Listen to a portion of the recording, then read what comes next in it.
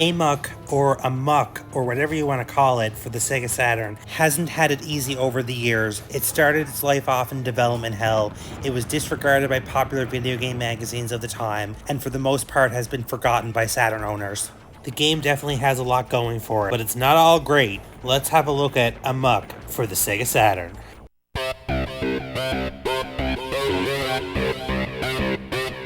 You control a mech cleverly named a slam bird, and if that wasn't clever enough, you kill sharks with missiles. How, you might ask, did this game not become one of Saturn's killer apps? This should have been the game that dethroned Sony. Well, no, not really. It is, however, for the most part, a game that has been overlooked and forgotten due to the Saturn's great library of games. This review is actually part 2 of an ongoing series of overlooked and forgotten Sega Saturn games. A series of videos that will also be overlooked and forgotten. Amok, as anyone with eyeballs can see, is a 3D mech-based action game which was developed by Lemon and published by Scavenger, and was released in 1997 for the Sega Saturn along with the Windows version. Amok has a very basic storyline. A war has been raging for 47 years on a planet named, you guessed it, Amok. But on the 47th year, Trump has been kicked out of the White House and the war has stopped. The Bureau, who control the underground arms dealing organization, profiting from the war, hire you,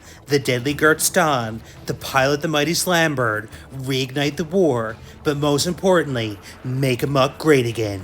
Before we talk about the game's graphics and how they hold up in the dawn of COVID, it's worth pointing out, for the sake of pointing out random shit, that the game started off as a tech demo for the 32X back in 1995 and was abandoned in favor of the Saturn when the 32X was discontinued. The game was actually praised at the time, or at least people talked about the fact that Amok used a unique voxel-based graphics engine for its environments. I'm not sure if it's due to the quality of the programming or related to the voxel graphics, but based on my caveman understanding, the voxel is basically a pixel in 3 dimensions. Either way, the game has basically no visible slowdown and a silky smooth frame rate. Please feel free to hit up the comments with any corrections if you happen to be a voxel expert. Well, this far along in the video, nobody is actually still listening, so I could pretty much say anything at this point.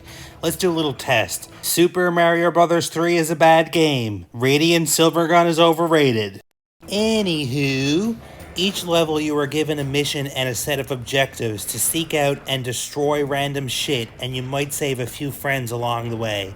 The controls are super tight, and for someone like me who is god fucking awful at games, it took me no time to get used to controlling the Slam Bird. Since Amok is a fully 3D action adventure game, it would have been nice if you could use the analog stick on the 3D control pad, but no dice. You have to use the D-pad, but honestly it works so well, it's not really an issue. Your normal shooter has unlimited ammo for killing enemy bastards, and you'll also collect more powerful weapons like missiles and bombs, which are needed to destroy your larger targets. Don't use them all up though if you're like me and trigger happy, because you'll need to backtrack to collect more ammo because certain targets can only be destroyed by the more powerful weapons. The explosions caused by the larger weapons are also pretty goddamn impressive. The game has a killer soundtrack by Kid Rock.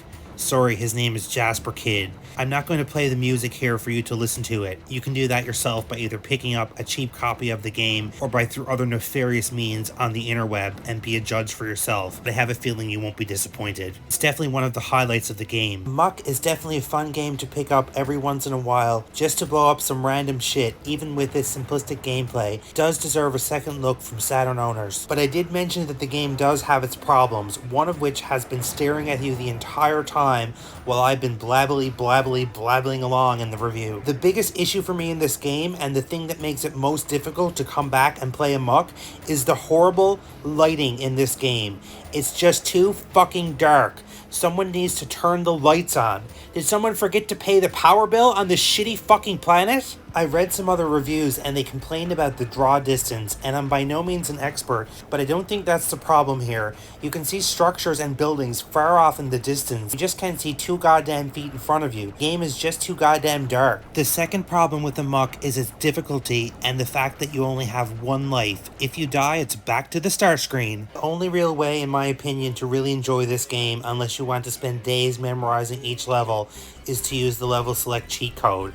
Otherwise, get ready to see the start screen over and over again and redo the same levels a gazillion times, because you will die, and you will die a lot. Amok could have been something truly special with just a little bit more TLC, but as it is, it's definitely worth giving it a second look and adding it to your collection, or at the very least downloading a ROM to give the game a playthrough. If you're one of the 5 people who made it to the end of this video, I want to say thank you. Please consider liking the video and subscribing to the channel for all things Sega and Saturn. It really helps out.